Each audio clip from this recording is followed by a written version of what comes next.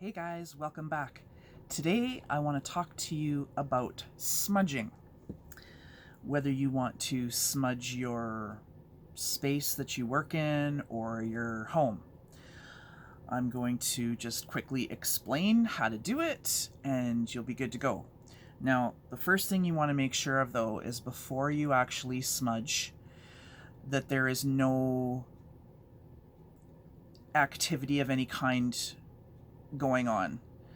Because if it comes to something like that, you would need to have that cleared and everything before you smudge.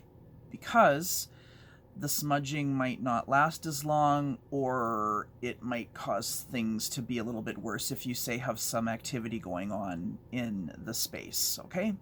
So, now, first of all, you need something to your things to smudge with. There are different kinds of things you can use for smudge, but my go-to is white sage, okay? I have a little piece of it here. It was in a bundle and I just untied it and I use a little piece at a time. You can also get this loose, but this is how and it makes it last longer too, so instead of burning the whole bundle out at once. So you need a piece of white sage. You also need a dish to set it in, catch the ashes in. This is a little clay dish that I have that I use. Now, some people like to use abalone shells, which I actually bought myself one, but frankly, it's so pretty, I just couldn't bring myself to put ashes in here, so I just look at it because it's pretty. The next thing you want to make sure you have is some wooden matches to light your sage. And the last thing is that, you can use different things to spread the smoke around, but I have, you might want to get a smudge feather. You can even use your hand, whatever, but this is what I use.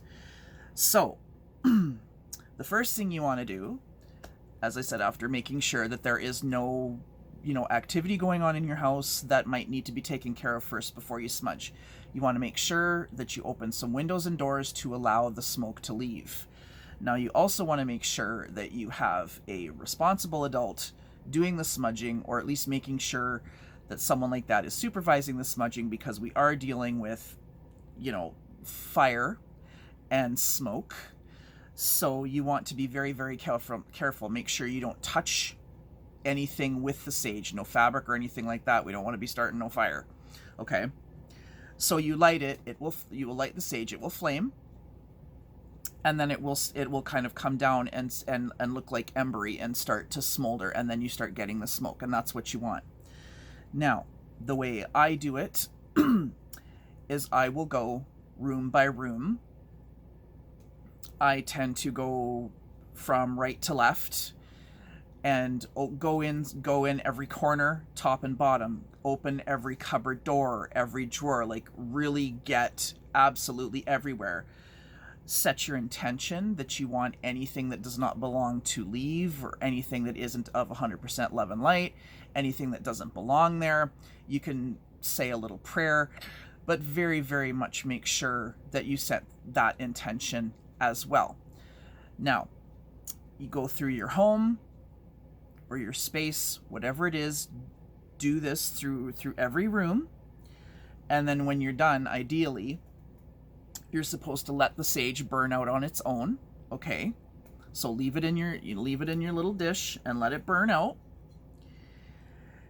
And then it doesn't have to be done right away, but once you have some ashes from said sage, you should take it outside and put it into the earth, into the ground, like return it to the earth basically.